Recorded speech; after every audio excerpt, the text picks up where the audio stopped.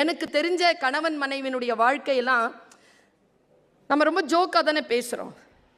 கணவன் மனைவியுடைய வாழ்க்கை யார் உன்னதமாக பேசுகிறோம் சொல்லுங்க. எனக்கு தெரிஞ்சு உன்னதமான ஒரு கதைன்னு நினச்சி நான் படித்தேங்க. அது உன்னதமா இல்லையான்னு நீங்கள் சொல்லுங்க. ஒரு கணவன் மனைவி 2 பேருக்கும் 50 வருஷ தாம்பத்தியம். மனைவி எதையுமே மறைத்ததில்லையாம் கணவனிடத்தில், எதையுமே மறைச்சதில்லை. 75 வயசு அந்த அம்மாக்கு. அந்த ஐயாவை கூப்பிட்டு சொல்லிச்சான், ஐயா இங்கே வாங்க, உங்ககிட்ட இது வரைக்கும் நான் எதுவும் மறைச்சதில்லைல்ல, என்னமோ என் மனசு படப்படக்குது, ஒரே ஒரு விஷயத்த உங்ககிட்ட மறைச்சிட்டேன், அதை மட்டும் சொல்லிடுறேன் ஏன்ச்சான். அப்படியா, என்னன்னா நான் அந்த பெட்டி இருக்கு பாருங்க, அந்த பெட்டியை எடுங்கன்னு. என்ன பெட்டி? அந்த பழைய பெட்டியா? ஆமாம், அதை எடுங்க.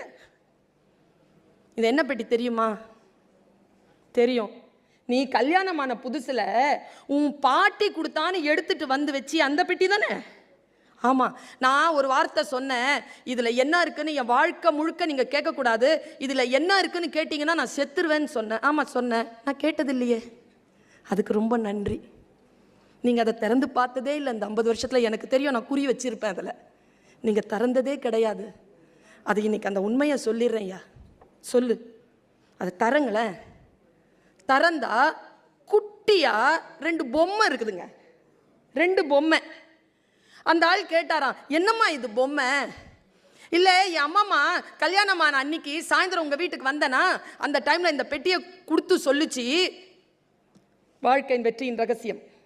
அம்மாம்மா சொல்லிச்சு, உன் புருஷனோட இனிமேல் எந்த வாக்குவாதத்திலும் ஈடுபடாது. No argument.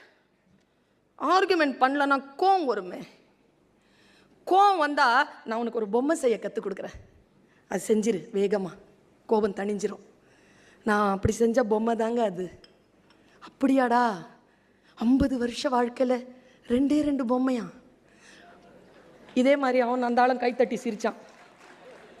பக்கத்தில் ஒரு பேக்கெட் இருக்குது, அதை எடுங்க. நான் எடுத்து அதில் 1 லட்சம் ரூபா பணம், நிறைய பொம்மை செஞ்சேன், விற்று காசாக்கி இருக்கிறேன், வச்சு பொழைச்சிக்கோங்கன்னுச்சான். நிறைய பேருக்கு வண்டி எப்படி ஓடிட்டு இருக்குன்னா, ஒருத்தங்க அமைதியாக இருக்கிறதுனால தான் ஓடிக்கிட்டு இருக்கு. ஒருத்தங்க அமைதியாக இருக்கணும். நீங்கள் நினச்சி பாருங்களேன், தன்னை தான் பார்க்க வராருன்னு சொல்லிட்டு சந்தோஷமாக ட்ரெயினில் உட்காந்துருக்கிற ஒரு பொண்ணுக்கிட்ட, ஐயா உன்னெல்லாம் பார்க்க வரல, நான் பாட்டுக்கு வேறு வழி இல்லாமல் வந்தேன்னு சொல்கிற புருஷனை ஒரு பொண்ணு என்னென்ன செய்வா?